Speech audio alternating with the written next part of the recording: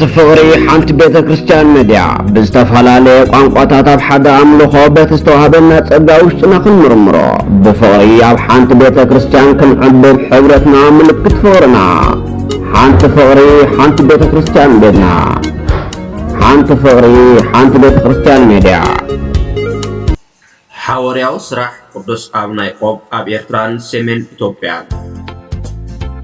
አባይን ትነስዶ ያዕቆብስ በተሻዓተ ጥቅምት 1800 ዓመተ ምህረት ፈረንጂ ኣብ ከተማ ሳንፈለ ኣብ ናይ ጣልያ ክፍለ ሃገር ባሊሲካታ ኣብ አውራጃ ታንዛቶ አቦኦም ጆቫኒ ባቲስታ አዲኦም ማሪያ ጁስፒና ይባሃሉ ነበሩ። አባይ እንትነስ እንካብዞም ደቂ ብሩኻት ስድራ ሻውዓይ ኩላቶም ኣሕዋትን ኣሓትን ግን 14 ነበሩ። ብ17 ጥቅምት 1818 ናብ ገዳም ላዛርስቲ ቅዱስ ቨንቲየስ ናፓሊ መንገዲ ቨርጂኒ ቁጥሪ 51 ኣትዮም ተመክሮ ጀመሩ። ብ18 ጥቅምት 1820 ብመብፅዓ ወይ ማሕላ تعقبو ننسحنا تأززو دخلنات ناب أملاخ تولدو أم نابالي ناب كهنت زبك اعتمرتي إنا تمهارون قلو بعصر تخلت سنش إن شمان تمئتن 24 أب قدستي تابوت قدس ميكائيل كاتدرال برنديسي بإذن كالباباس يوسف ماريا الدسلي معارض كهنت تقبلو أباي انتنيس دياسكوبيس ኣብ ዝተፈላለዩ ገዳማትን ማሕበሮምን ብዝተፈላለየ መሪሕነትን ስብከተ ወንጌልን ብዘደንቕ ኣብነት ኣገልግሎት ኣውፅኡ። ምስረታ ሐዋርያው ሰበኻ ምድሪ ሓበሻ ኣባይ እንጥንያስ ብ16 ሚያዝያ 1838 ናይቲ ተመክሮ ዝተቐበሎም ዓብይ ገዳም ቅዱስ ቬንቲየስ ናፓሊ ሓለቓ ተመርፁ። መዝነቶም ብናእዳ እናሰላሰሉን ከለዉ ሻቡ ናይ ማሕበር ተልእኮ ወንጌል ጠቕላሊ ሓለቓ ብጥቅምቲ 1838 ናይ ገዳም ኣባይ እንጥንያስ ጋሻ ኮይኖም ኣዘራርቡ። ናብቲ ተልእኮ ተቐበል መዝነት ንምዃን ፈቓደኛ እንተኾይኑ ሓተትዎ። ኣሕሉቕ ገዳመይን ማሕበረይን ዘፍቅድዎ እንተደኣ ኮይኑስ ተቐበል በልዎ። سمي ناي محبر تقلالي حلقة كاردينال جاكومبو فرانسيسي نبورو عوان تاول ملاش حيزم كامنا فالي نروما تمرسو بسالاسة 11 ناي محبر لازارستي تقلالي حلقة أبا يوحانس مطمع نمزنة تلقوا وانجل مدر حبشا بوقعي فلتقون تقبلوه صحافة تاريخ كم زحبروا مسرتا حوارياو سبخا مدر حبشا بدرجة من محضار لكا كهنات بعصرت مقابش 1839 عمة مهرت فرنجي درسالي كان باباسات قرقيس مبال 16 تأوجه بتأوج من مدر حبشا تبابا حقرات زترنف كم دنبرا يفلت الحوارياوي دوبات متصور حنطاس أينو بمسرت صحافتي أبو لازارستي مزنت حورياو مريحنت لك كهنات أباي انتنيس دياكوبيس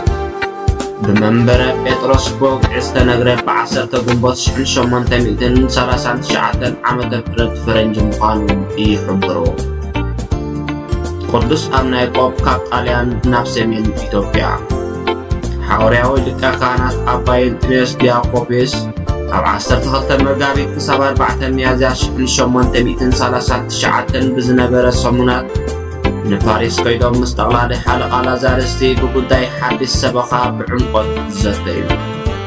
ንጣልያ ተመሊሶም ምስ ተሰናደው ምስ መተዓቢቶምን ወድ ማሕበሮምን ኣባ ልጅዊ ሞንቶሪ ብ24 ግንቦት 1839 ንኢትዮጵያ ምእንቲ ክኸዱ ካብ ኢጣልያ ተላዕሉ። ናይ ፈረንሳ ፓስፖርት ሒዞም ነቐሉ። ብ13 ጥቅምቲ 1839 ናብታ ብቱርኪ እትመሓደር ዝነበረት ወደብ ምጽዋዕ ኣተዉ። ናብ ሰሜን ኢትዮጵያ ጉዕዞኦም ቀጸሉ።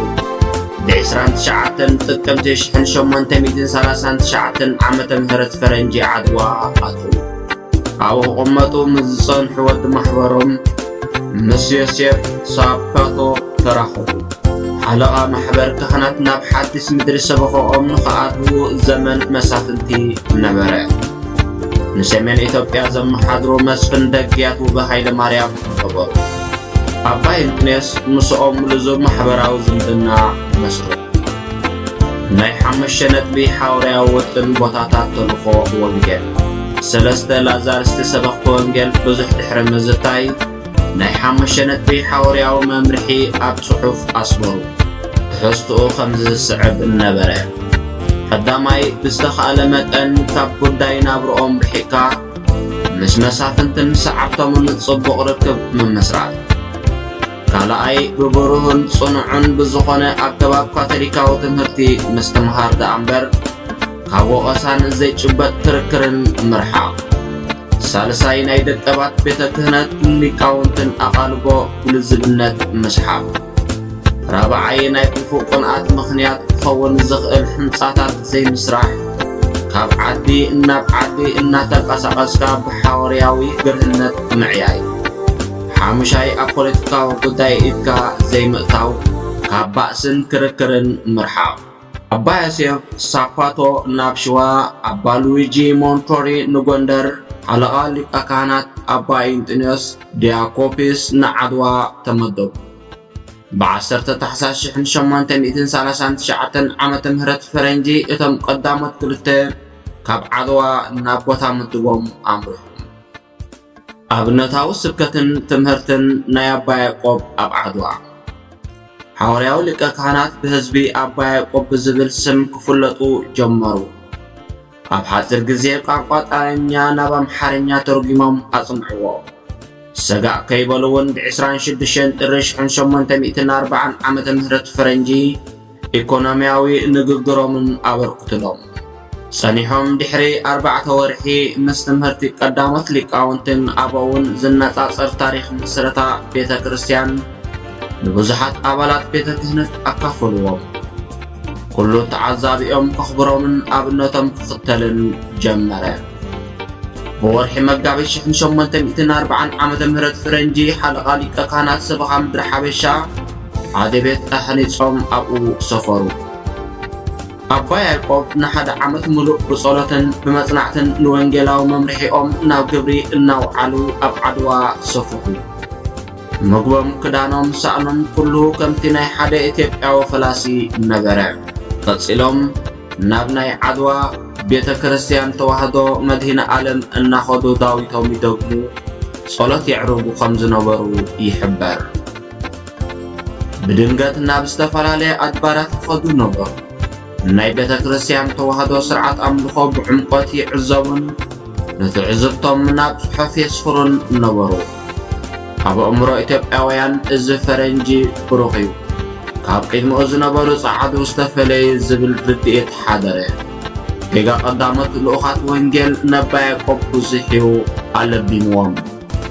ዘተ ብዛዕባ መገሻ ድምፂ ንብዙሕ ዘመናት ዝጸንሐ ታሪኽ ከም ዝሕብሮ ናይ ኦርቶዶክስ ተዋህዶ ቤተ ክርስቲያን ኢትዮጵያ ኣቡን ወይ ጳጳስ ዓሌቶም ግብፃዊ ሽመቶም ካብ ናይ ተዋህዶ ግብፂ መንበረ ማሪቆስ እስክንድርያ ዝኾነ ነበረ።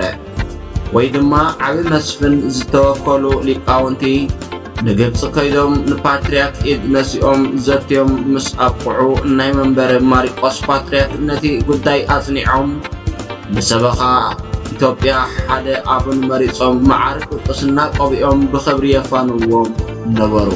ምእንተዚ ኣቡነ ጳውሎስ ዝተባህሉ ግብፃዊ ጳጳስ ኢትዮጵያዊ ካብ ዝዓርፉ ነዊሕ ግዜ ሓሊፉ ስለ ዝነበረ ደጊያቱ ካብ ግብፂ ሓድስ ኣቡን ከምጽኡ መደቡ።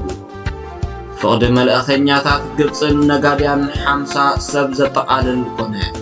ዋና ሊቀመንበር ናይቶም መልእኸኛታት ሓለቃ ሃብተ ስላሴ በዓል ሽዋ ተመዘዙ። ወከልቶምን መዝነቶምን ብደጊያቱ ተዋህቦም። ካልኦት ዓብይ ስም ዝነበሮም ሰባት እውን ነበርዎም። ጉዳይ መገሻ ግብፅን ጉዳይ ነጋድያን ብጽቡቕ ምእንተ ክሰላሰል መስፍን ሰሜን ኢትዮጵያ ጠባይ ሃገር ዝፈልጥ ክቡርን እሙንን ወጻእተኛ መሰነይታ ደለዩ። نزعبي مزنت أب جبري كوعلو زخلو أبا يعقوب كم زخانو تربيهم دقياتو بنتم صادق فلاسي كاب عدوا ناب سفر دكان منغستي نخنصوم بوقعي عدم ومو بشوعة الريش حنشو منتمئتن 41 عامة مهرت فرنجي تراخبو كورات تخاتلتي حانت فقري حانت بيت كريستيان ميديا نايلومي قدس ام نايقوبن مدر حبشان زبلار استي قداماي كفال ابزي زازم كلاي كفال ابز قصل مدبنا خنقربلكم هنا السلام እግዚአብሔር አምላክ ስለ ሁሉ ነገር استمسገነ ይሁን አሜን